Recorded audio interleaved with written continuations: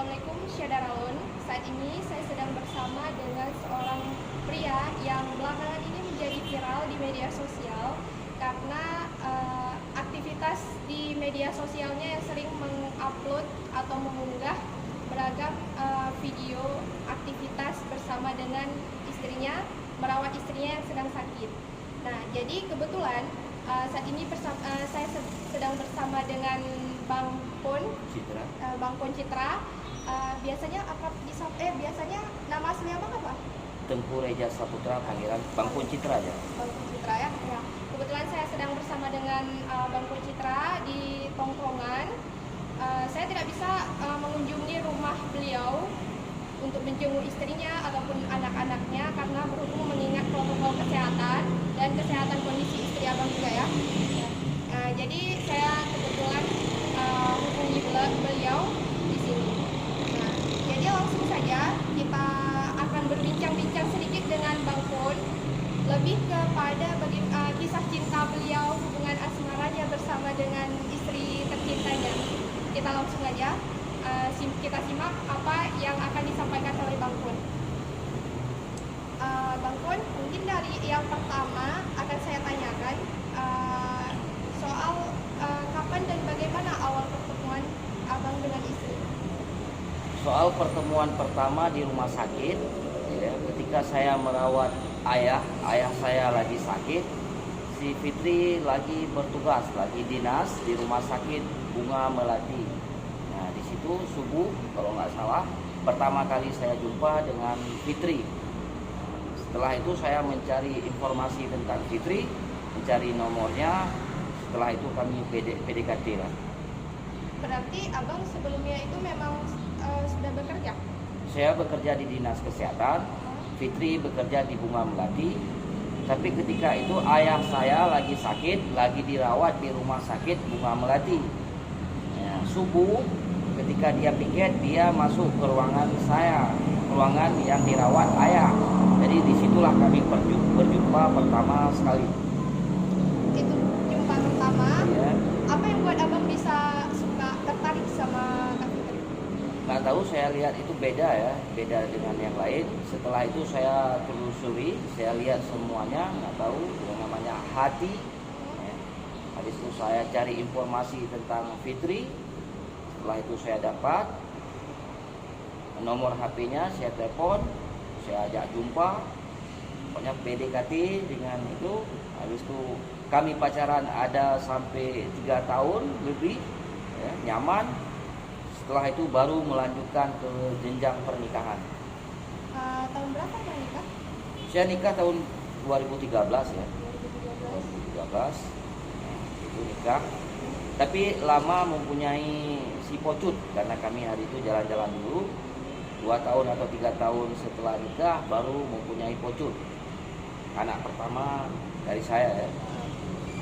Berarti setelah punya Pocut, istri abang sakit kapan? Sakit ya. Berarti umur si Pocut masih 5 bulan bundanya atau istri saya sakit ya. Ketika menyusui, di situ awal gejalanya dia mengeluh sakit kepala yang hebat ya. Sampai 6 bulan saya bawa ke rumah sakit.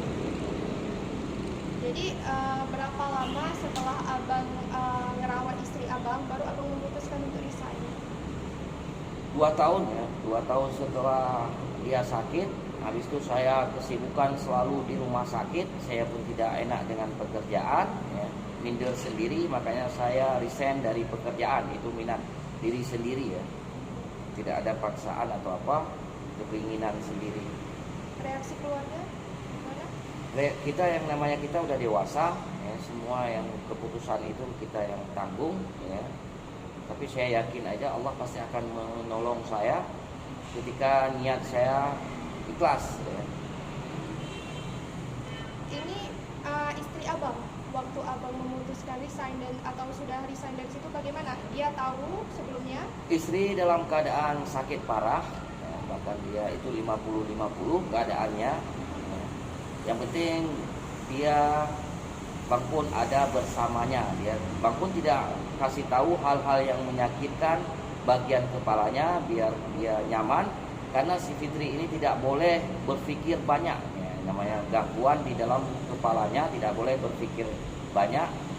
Kalau bisa informasi yang bisa disampaikan ke Fitri, saya akan sampaikan. Ketika informasi yang tidak bisa disampaikan, saya tidak akan sampaikan ke Fitri. Sekalipun ibunya sakit, saya akan menutupi demi kesehatannya. Berarti kondisi sekarang gimana? Kak Fitri tahu ibunya sakit? Sekarang ibunya sakit, Mbak Fitri tahu ya. Ketika kondisinya lumayan membaik, saya akan kasih tahu ibunya sakit ya. Makanya saya juga lihat keadaannya bagaimana, bisakah dikasih tahu atau tidak ya. Tapi alhamdulillah sekarang udah ada mendingan daripada yang dulu. Yang dulu tidak bisa duduk, tidak bisa aktivitas apapun. Tapi sekarang walaupun tidak ada yang lain, untuk duduk, makan sudah sanggup. Bang, ini jadi setelah abang mutusin resign dari kerjaannya, terus tentu kan dengan kondisi biaya kondisi istrinya yang sakit, abang punya anak gitu kan, apa yang buat abang yakin, tekadnya yakin kalau keluar dari kerja itu, sedangkan abang butuh biaya untuk hidup dan merawat istri? Keyakinan saya kepada Allah ya, orang karena rezeki itu Allah yang mengatur ya. Gaji itu bagi orang yang bekerja, tapi rezeki itu semua orang pasti akan memiliki ya. Bang pun pertama resign ya, insyaallah saya tidak ada apa-apa, Allah pasti akan membantu saya ya. Apabila Bang pun dalam kesulitan, makanya Bang pun yakin insyaallah Bang pun jalani aja. Alhamdulillah Sampai sekarang 4 tahun lebih ya saya jalani. Biaya walaupun tidak cukup dibantu dari keluarga Fitri, dibantu dari keluarga saya, makanya kami berobat. Jadi ini Bang, istri sudah sakit selama 4 tahun ya. 4 tahun. Sebelumnya sudah punya anak Ucut, dan baru-baru ini lahir si kembar ya. Lahir si kembar. Itu kapan abang tahu kalau istri abang mengandung?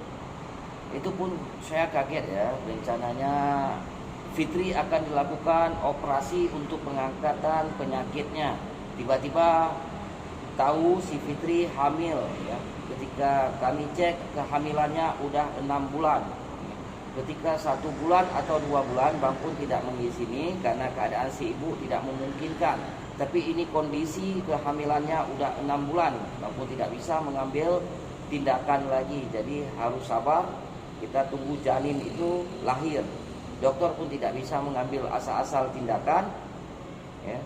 Dokter juga menunggu jangan mau menyelamatkan si janin.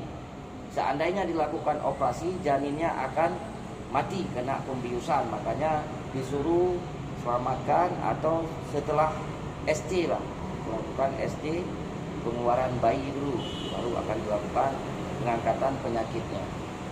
Jadi Bang ini kan dari kesehatan ya. Ya.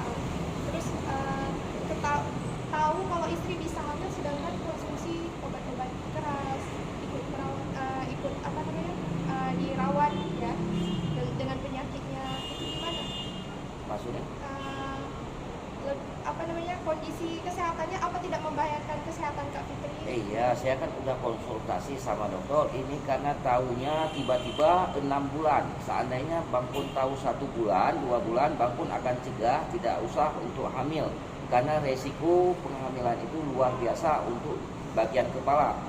Bisa-bisa akan spot ke kepalanya ya. Bang pun juga pernah sharing sama dokter, tapi ini tidak bisa kita ambil tindakan lagi karena ini semuanya di luar kendali kita ya. Allah yang mengatur ya, Allah semuanya sudah mengatur. Makanya Bang pun juga heran ya, Bang pun juga terkejut ketika pertama Fitri tahu kehamilan udah 6 bulan. Bang pun juga pusing dan shock bagaimana mengambil tindakan. Makanya Bang pun jalani aja, Bang pun berdoa supaya ada jalan yang terbaik ya. Itu salah-salah kemarin akan pilih antara satu ya. Tapi alhamdulillah dua-dua selamat. Selama sudah tahu kalau kondisi kehamilannya kan sudah 6 bulan, itu dari dokternya apa terus dikasih obat-obatan yang kayak mana atau sudah dikurangi? Setelah tahu kehamilan jadi di stop untuk yang obat-obatan yang untuk di kepalanya, karena obat-obatan yang kepalanya itu sangat tinggi ya. Makanya ketika udah tahu kehamilannya 6 bulan atau apa, jadi dia pun ketika sakit tidak minum obat lagi ya, dia pun ingin menyelamatkan bayinya. Jadi kalau misalnya sakit kepala, dia minum obat-obat ringan ya, untuk menghilangkan rasa sakit kepala. Jadi bayinya lahir kondisinya normal. Bayi lahir secara sesar ya. Kalau normal tidak sanggup, Fitri itu tidak ada tenaga ya. Jangankan untuk lain, untuk angkat gelas saja tidak ada tenaga. Makanya dilakukan secara operasi sesar SC ya. Usia kandungan berapa? Kalau itu tidak tahu pasti ya, karena kan semuanya tiba-tiba ya. Memang prediksi dokter itu bulan 7 tanggal 12, tapi kemarin tiba-tiba harus dilakukan segera ya. Makanya kalau dikatakan prematur iya juga, kalau dikatakan enggak prematur, makanya Bang pun tidak tahu pastikan ya. Karena dari awal hamil pertama juga Bang pun tidak tahu. Orang yang tahu pastikan itu pasti tahu dari hamil pertama ya, pastikan. Target dokter itu bulan 7 tanggal 12, tapi kemarin dia lahir itu bulan 6 Juni tanggal 25. Berarti sebelum prediksi dokter ya. Jadi ini Bang, lihat kondisi abang sekarang ya kan, punya 3 anak. Malah yang 2 ini baru lahir, masih sangat kecil ya. Istri abang pernah nggak minta abang untuk nikah lagi atau gimana? Sebelum ada anak ini, dia sering menganjurkan, dia juga sayang lihat Bang Pun, Bang sebaiknya kawin aja lain ya. Bang Pun udah punya izin ya. Selalu dia ucapkan Bang Pun kawin aja lain ya, dia Bang Pun senang ya. Tapi jawaban dari Bang Pun, kawin lain itu bukan solusi ya. Bukan solusi. Kita cari obat dulu, jangan bahas kawin ya. Itu Bang Pun bilang. Walaupun dia anjurkan, tapi Bang Pun belum ada keinginan cari obat untuk kesembuhan Fitri. Nah itu. Jadi harapan abang ke depan seperti apa? Harapan saya ke depan, mana tahu ada yang dermawan yang membantu saya ya. Saya mau dibawa Fitri, itu dia tidak ada tempurung bagian belakang ya, atau batok belakang. Saya mau operasi di bagian luar. Seandainya tidak ada penyakitnya lagi. Setelah lebaran ini saya akan bawa dia konsultasi sama dokter, apakah masih ada penyakit di dalam otaknya atau tidak. Seandainya tidak ada penyakit di otaknya lagi, jadi saya akan melakukan tindakan pemasangan tempurung belakang. Itu rencana misalnya ada rezeki di Peneng atau di mana sebagainya. Semoga ya Bang, semoga terlaksana keinginannya sesuai dengan harapannya. Amin. Terima kasih Bang, udah diberi kesempatan untuk kami berbincang-bincang. Terima kasih banyak juga ya, telah mengikut. Assalamualaikum warahmatullahi wabarakatuh.